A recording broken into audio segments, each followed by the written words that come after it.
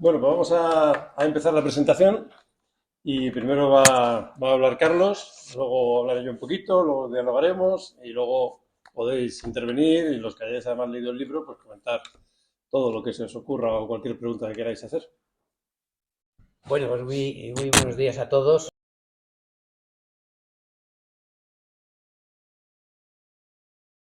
Este es otro libro de Daniel, un libro como los suyos eh, amplio, de estilo muy claro y que toca un tema, en este caso, un tema difícil y realmente de los menos tratados dentro de lo que son los temas de la filosofía antigua.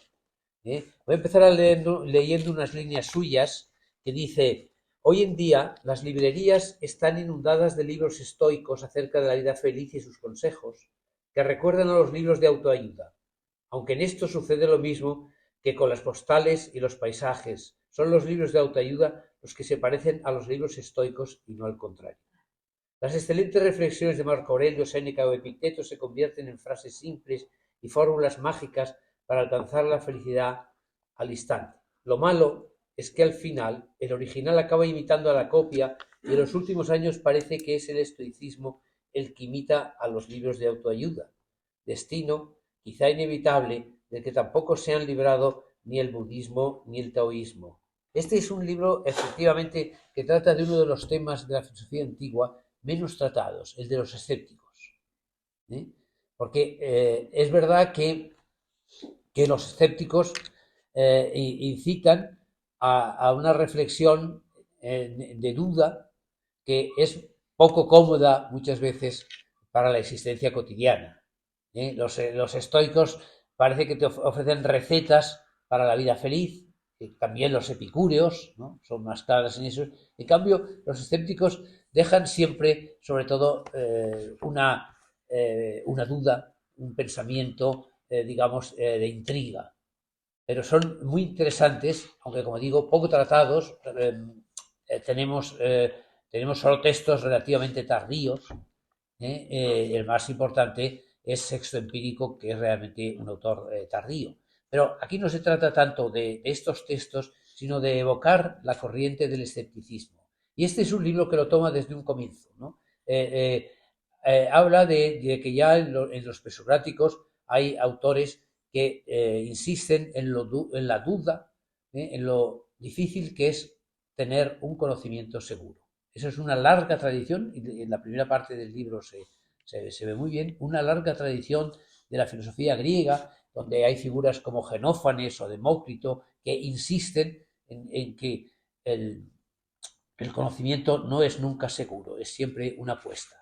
Por tanto, se trata de un tema poco tratado, original. Yo creo que vamos, en España no conozco ningún otro libro así sobre el escepticismo. El escepticismo ha tenido grandes estudiosos franceses como Rochard o británicos, pero en España no hay libros sobre el escepticismo y ya digo, es una filosofía un poco incómoda.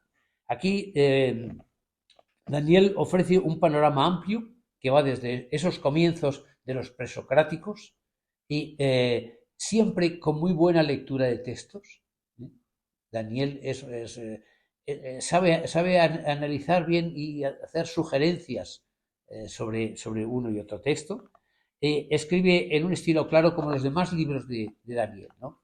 Daniel es sobre todo muy buen lector, ha sido muy buen lector y cuenta las cosas siempre con ese estilo que a veces uno echa de menos, por ejemplo, en los académicos, los filósofos académicos tienen a veces un estilo embarado, serio y tal. Daniel no. Daniel, ya saben ustedes que no pertenece a ese gremio, pertenece a un gremio que es el gremio de los guionistas y del mundo este del espectáculo y tal, donde gustan presentar las cosas con una cierta claridad y no dar fórmulas fijas al final, sino que dejar al lector que comparta sus ideas. Este libro tiene detrás muchísimas lecturas, ¿no? A mí me ha sorprendido, por ejemplo, lo ágil que es al tratar ciertos autores, por ejemplo, de Cicerón, ¿no? Uh -huh. Cicerón tiene mala fama entre los filósofos.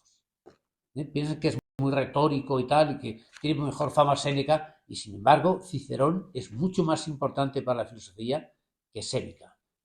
Cicerón recoge en gran parte ideas que son las de los estoicos medios, los más interesantes, de autores que se han perdido, parecido idóneo, pero tiene una manera de exponer las cosas que no es dogmática. Eso le hace poco cómodo para los profesores de filosofía que van a las fórmulas. Pero está muy bien.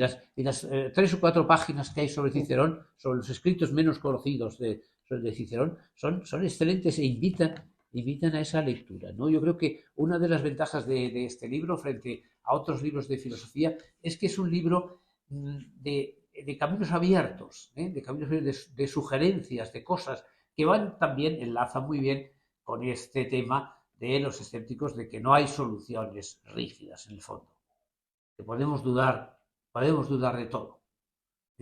Podemos dudar de todo, que luego, como se sugiere, para la vida corriente uno puede adaptarse a lo que sea, a las normas habituales, y eso es lo que dicen ya otros escépticos. Es decir, uno puede dudar de todo, pero vivir como los demás. Los estoicos y tampoco los escépticos no eran como los cínicos, sino que se adaptaban a la vida corriente, pero sabían que tal vez vivimos en un mundo de dudas, de tinieblas, de misterios, etcétera, y es lo que intentan sugerir. Aquí están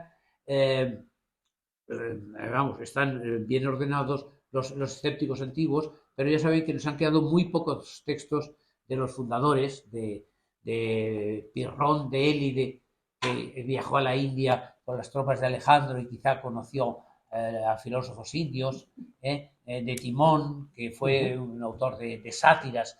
Y luego ya hay autores sueltos hasta Sexto Empírico, que no sabemos muy bien quién es. Claro, Daniel piensa que puede ser, como sugiere alguno, un pariente de Plutarco que se llamaba Sexto y está citado por Marco Aurelio, etc. Yo tengo mis dudas porque Sexto era un nombre muy corriente entre los romanos. Sexto quería decir que entre los hijos de un señor, los romanos no tenían muchas ideas y llamaban primos, segundos, tercios, según iban naciendo. Sexto era bastante corriente. Puede ser, ¿no? Este Sexto, que se llama Sexto Empírico, escribió mucho y fue tratando incluso las dudas sobre distintas ciencias, ¿no? Y deja un panorama abierto. No sabemos quién era, ¿no? Pero es el único grande autor desde el punto de vista de los textos.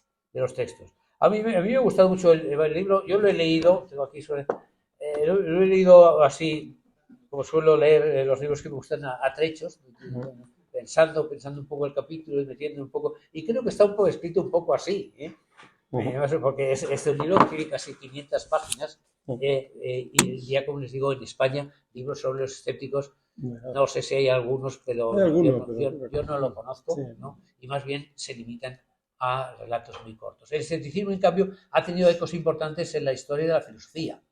En la filosofía francesa, a Montaigne le eran simpáticos los escépticos, ha habido escépticos en esa época de Montaigne, y las dudas de los escépticos llegan hasta Kant, ¿no? Kant tiene que habérselas con los escépticos. De manera que, bueno, y sigue habiendo escépticos, aunque, ya digo, es una secta filosófica incómoda para los profesores de filosofía. Bueno, voy a dejarle la palabra a Daniel, que explicará esto mejor, y bueno, luego si quieren hablamos un poco. Muy bien, muchas gracias, Carlos.